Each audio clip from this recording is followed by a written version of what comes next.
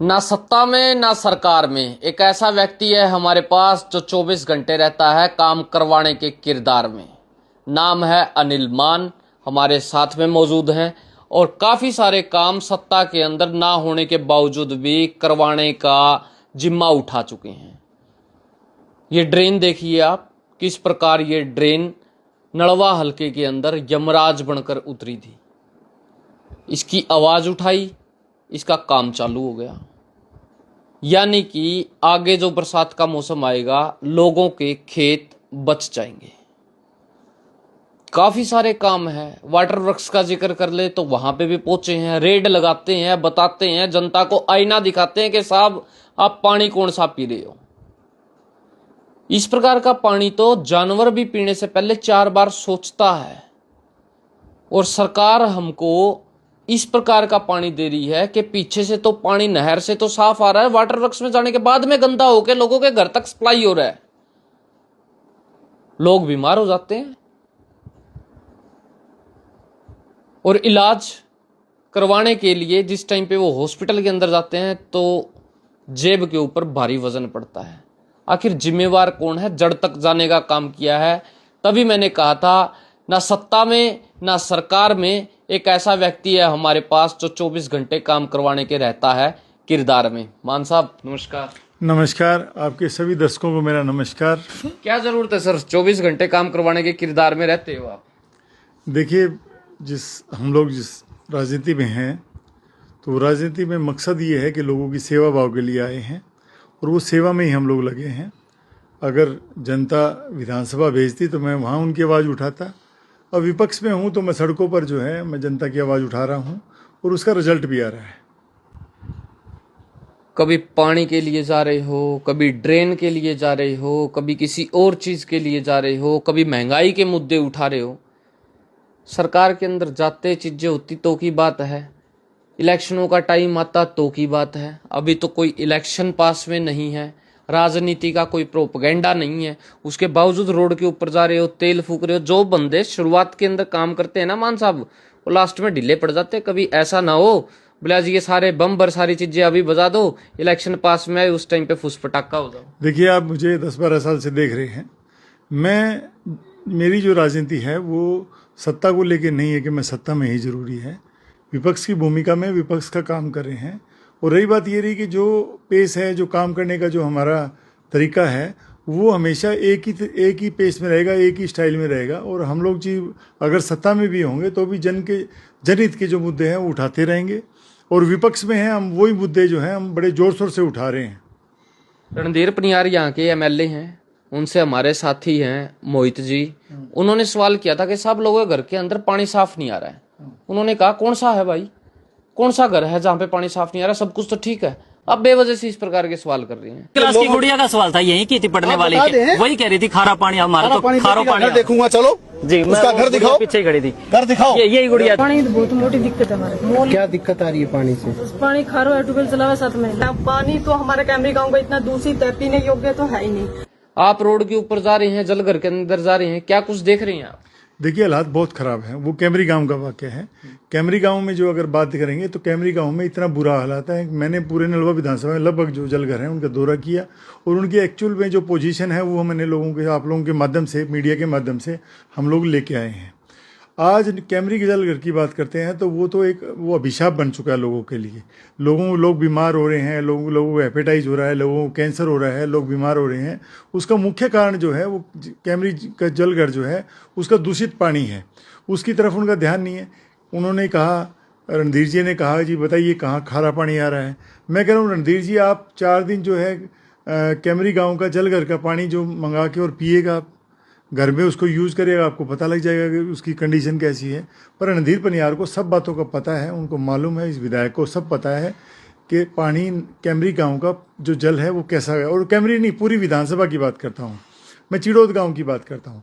चिड़ौद गांव में 1200 TDS पानी पी रहे हैं। मैं शाड़वा की बात कर रहा हूँ, शाड़वा में इतना बुरा हालात है। मैं दाईमा गांव की बात करता हूँ, शेरेआम पशु मरे हुए हैं उस जो पानी में से हुए। मैं भोजराज गाँव की बात करता हूँ, मैं बुरा गाँव की, सभी गाँव की बात करता हूँ। हर जगह जो हालात है पीने के पानी के बहुत बुरे हालात हैं, उससे लोग बीमार हो रहे हैं। हमने मुहिम चलाई है, उस मुहिम का रिजल्ट भी आया है। अभी मैं बताना चाहूँगा कि आपको जो चिड़ौत गांव की बात करता हूँ, चिड़ौत गांव में जो पानी की है उसकी टंकी की सफाई भी हुई है, उसका टीडीएस भी कम करने की जो अधिकारियों ने कोशिश की वही है। बात पूछने वाला था, ऐसी आपके पास में कौन से ताले की चाबी है जहां पे जाते हो, आवाज उठाते हो, उसके बाद में प्रशासन जाग जाता है, वहां पे पहुंच जाता है?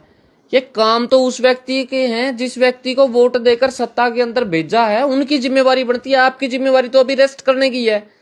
आप रेस्ट मोड के ऊपर आइए, आप एक्टिव मोड के ऊपर गए हुए हैं। मान साहब, ये लास्ट के काम होते हैं। लास्ट में क्या करोगे अगर ये काम अभी कर लोगे तो? देखिए, मैं जो बताना चाह रहा हूँ कि वो रणदीप परिहार जी जो हैं उनका काम है, ये बात आपने सब में आपकी जायज़ बात है। पर वो क्या है कि उनका विषय क्या है, बीजेपी की कथनी और करनी। बीजेपी में वो हैं और बीजेपी की कथनी और करनी में फ़र्क है। बीजेपी जो वादा करेगी वो कभी पूरा नहीं करेगी। और रही बात ये रही कि विपक्ष की जो भूमिका है वो मैं पूरे अच्छे तरीके से कर रहा हूँ, क्योंकि लोगों से मुझे प्यार है। नलवा विधानसभा का हर व्यक्ति मेरे साथ है। मैं हर व्यक्ति के घर से, परिवार से, सबसे जुड़ा हुआ आदमी हूँ। और सबको बड़ा, अब जब मैं आवाज़ उठाता हूँ तो सब लोगों का फ़ोन पे मिल के सभी लोग ये कहते हैं कि मान साहब आप जो है ना हमारी आवाज़ उठा रहे हैं, उसके लिए धन्यवाद भी करते हैं। सिर्फ ये राजनीति का मकसद ही यही है कि लोगों की सेवा। ऐसी कौन से ताले की चाबी है आपके पास में जहां पे आप जाते हो, डिपार्टमेंट साथ साथ में हो लेता है, बाद में जाता है, एक्टिव होता है, वीडियो देखता है कि हाँ यहाँ तो खराबी है, और उसके बाद में उनको ठीक करवाने के लिए प्रोसेस चलता है? ऐसी कौन सी ताले की चाबी है? चाबी नहीं, हम भी उनकी आवाज़ उठाते हैं। उनकी असलियत जो है वो लोगों के सामने लेके, सबसे बड़ी जो है प्रजातंत्र है, जो डेमोक्रेसी है, डेमोक्रेसी में सबसे बड़ी जनता है। जब जनता को असली विषय के बारे में पता लगेगा, मैं आपको बताना चाह रहा हूँ कि कैमरी गांव की बताना चाह रहा हूँ। कैमरी गांव में जब लोग गए, जब हम लोग जल घर में लोगों को लेके गया तो लोग अचंभित हो गए, क्योंकि जल घर में लगभग लोग नहीं जाते हैं। जब हकीकत जब हमने बताई तो ये जो राजनीतिक लोग हैं और जो अधिकारी लोग हैं वो एकदम भागे। उनको पता लगा भी लोगों को असलियत तुम्हारी खुल गई है, तो उसी के भय से लगा लो, उसी के पर दबाव में लगा लो कि इन्होंने जो है जल घर को ठीक करने का काम किया। ऐसे ड्रेन का भी हमारा यही हुआ। यानी कि वो एक कहावत है ना हरियाणवी में, बोला कि टपके का डर हो रहा है। बोला जहां पे गड़बड़ है वहां पे मान साहब को बुला लो, आ जाएंगे, उसके बाद में डिपार्टमेंट जाग जाएगा, चला जाएगा, काम बन जाएंगे। यानी कि अब ग्राउंड के ऊपर ये हालात रह गए हैं कि विजिट करनी जरूरी है।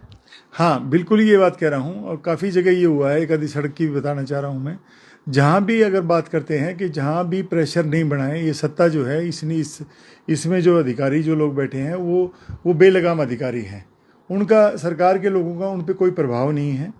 और बहुत सारे जो ठेकेदार लगे हुए हैं वो लोग भी जो है सत्ता से मिली भगत में हैं, तो वो लोग भी जो है आम जनता का प्रभाव के कम मानते हैं और अपना खुला काम कर रहे हैं। तो विपक्ष की भूमिका में हम लोग जो हैं उस हर मुद्दे को बार बार उठा रहे हैं और उठाते रहेंगे। अभी काफ़ी लंबा समय पड़ा है। मैं लोगों को कहता हूं कि इलेक्शन का बहुत लंबा समय है। लोग भी मुझे कहते हैं कि मान साहब इलेक्शन का लंबा समय है, पर मैं कहता हूं कि इलेक्शन के लिए, हर काम में इलेक्शन के लिए नहीं करता, इलेक्शन जीतने के लिए नहीं करता।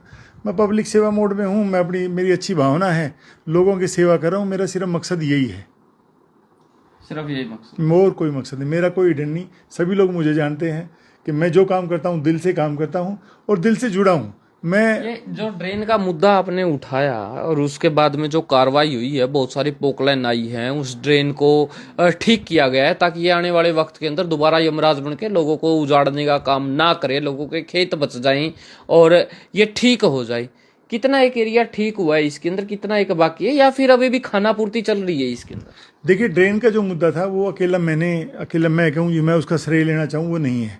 हमारे जो किसान साथी हैं इधर, जो हमारे शमशेर नंबरदार जी है, अपना संदीप है जो जिला परिषद है, वो हैं, सुरेंद्र मान है, बहुत सारे जो हमारे जो किसान नेता थे उन्होंने भी ये जो उठाया था।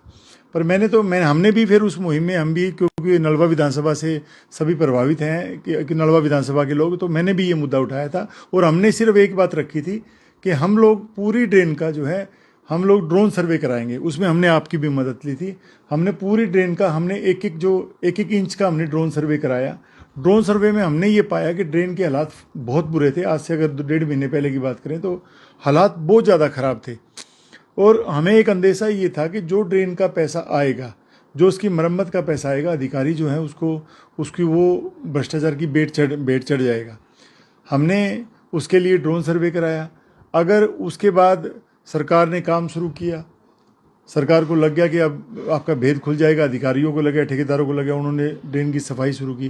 पर मैं आपके चैनल के माध्यम से बता देना चाहता हूँ, उन्हें इन अधिकारियों को भी आगाह कर देना चाह रहा हूँ, आपने सिर्फ ड्रेन का जो है आगे का थोड़ा मलबा निकाला है, उस पर कोई मिट्टी डालने का काम नहीं किया, ना ही जो अधिकारी हैं उन्होंने कोई बंदा बांधने का काम किया।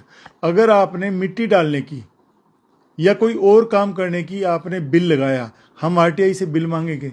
अगर आपने कोई नाजायज बिल, ड्रेन के नाम पे कुछ पैसा इकट्ठा करने की कोशिश की, तो हम लोग आपके खिलाफ कार्रवाई करेंगे। रही बात ये रही, हाँ एक बात जरूर है कि मैं अधिकारियों का धन्यवाद भी करता हूं कि उन्होंने हमारी आवाज़ को सुन के इस ड्रेन की सफाई कराने का काम किया। उसके लिए भी मैं अधिकारियों का और जो बाकी जो हैं कर्मचारी हैं उनका मैं धन्यवाद भी करता हूं। कम से कम आपने हमारी सुध ली। यानी कि काम अभी चल रहा है, आपकी आवाज बुलंद हुई और एक एक व्यक्ति जिसने इस ड्रेन वाले मुद्दे को उठाने की कोशिश की वो कहीं ना कहीं सफल हुआ। हाँ बिल्कुल, सभी लोग सफल हुए हैं, सभी लोगों ने काम किया है।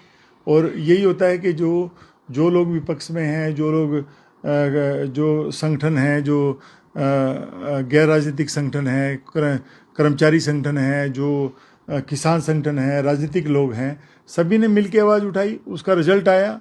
आज ड्रेन की सफाई होगी, हम बच जाएंगे।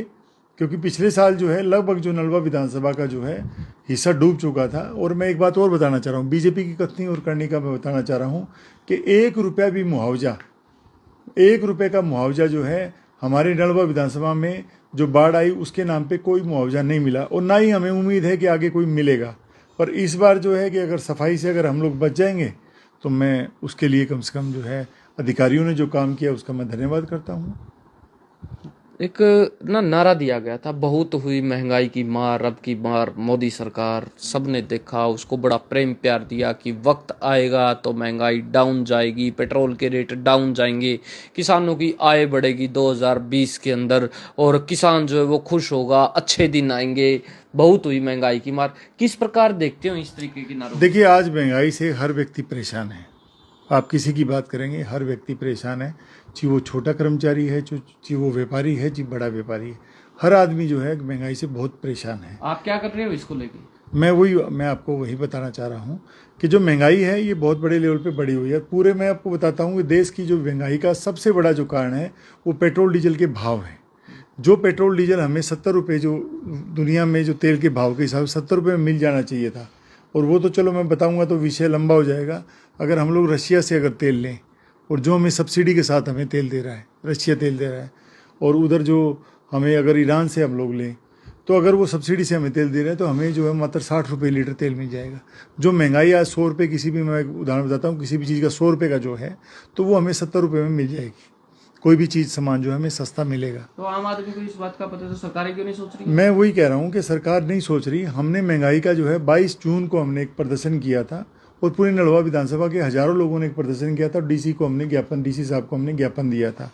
हमने एक अपील की थी कि अगर सरकार 20 जो है जुलाई तक दुनिया में पेट्रोल डीजल के जो भाव कम होने के बाद अगर पेट्रोल डीजल के भाव कम नहीं करेंगे तो हम लोग जो है 21 तारीख को बीजेपी कार्यालय के बाहर सत्याग्रह करेंगे।